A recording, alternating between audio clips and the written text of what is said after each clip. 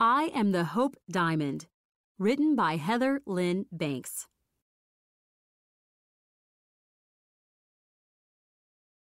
Who I am. Maybe you have heard of me. I am the famous Hope Diamond. I know diamonds can't talk, but I'm no ordinary diamond. I live in the center of a pendant, which hangs from a diamond necklace. 16 other diamonds circle around me, but I think they are tiny.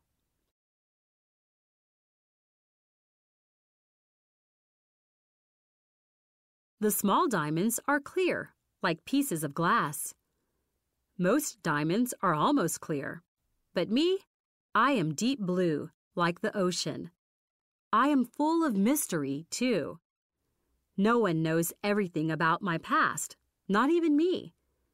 But I do like to tell my story. So let me tell you about the parts I remember.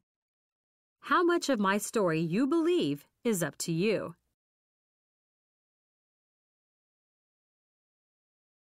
My early years. I do not remember much about when I was younger, and you'll find out why very soon. I have learned about my past by listening to people. This is what I've heard them say about me. It took many, many years for me to form underground. People first found me in a diamond mine in India.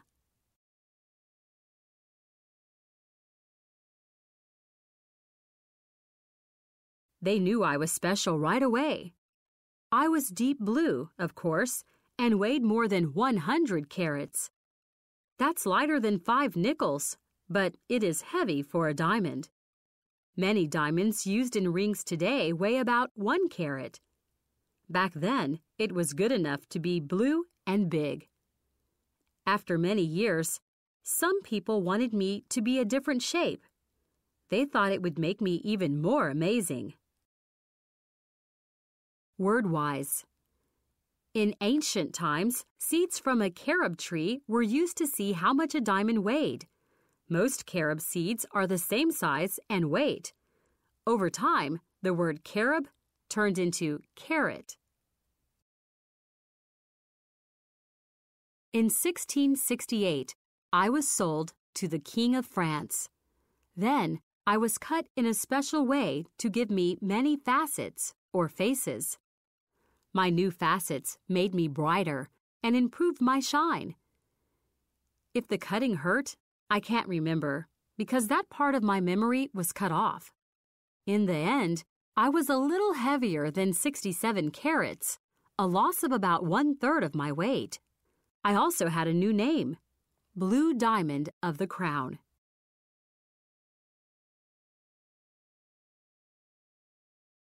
I liked my royal life in France. Many kings wore me over the course of a century. Then, in 1792, I was stolen. I was scared. The good news was that I was found in England. The bad news was that I had been cut again. I weighed about 45 carats, or less than half my original weight. I was down to about the size of a quarter. Other diamonds were still jealous of me, but I felt small. Do you know? Only other diamonds can cut diamonds. Diamonds are the hardest natural materials on Earth. Smaller and smarter.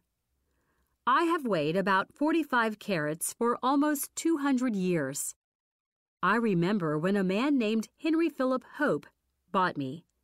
He lived in England, and he is why I am called the Hope Diamond. He owned many colored diamonds, but I was one of his favorites. He had me set, or placed, in a pin that could be worn. I was usually kept in a drawer, but I felt safe.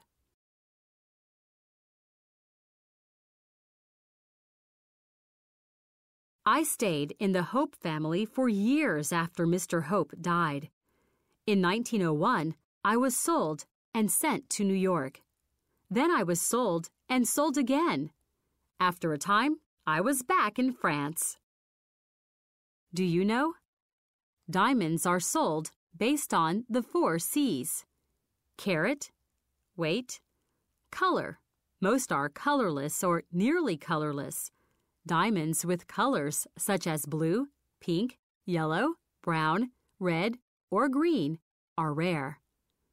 Cut. The shape of a diamond's straight edges. Clarity. Clear or cloudy. This time, while I was in France, I did not live with a king. I lived with Mr. Cartier, who sold jewels. A customer of Mr. Cartier's, named Mrs. McLean, saw me when she was visiting France. She said she did not like me. My feelings were hurt. Mr. Cartier believed Mrs. McLean would buy me, though. He took me to New York and set me in a new necklace. Then he showed me to her again, and she wanted me. I had never looked better. Sometimes Mrs. McLean thought I was her lucky charm. Other times, she thought I was bad luck. But she wore me a lot, and I liked that. I liked to be out and about. Mrs. McLean kept me until she died. Then I was sold again, to Harry Winston in 1949, who taught me that I was not the most important thing. For years, he and I traveled together. We raised money for charities, and I was glad to help. Blue, but hopeful. In 1958, Mr. Winston gave me to the Smithsonian Institution. It is a museum in Washington, D.C., and it is where I still live. People from around the world come to see me. They talk about how beautiful I am. Some of them say I give people bad luck. If only they could hear me. I'd tell them I'm the one with bad luck. After all, I am locked away in a museum.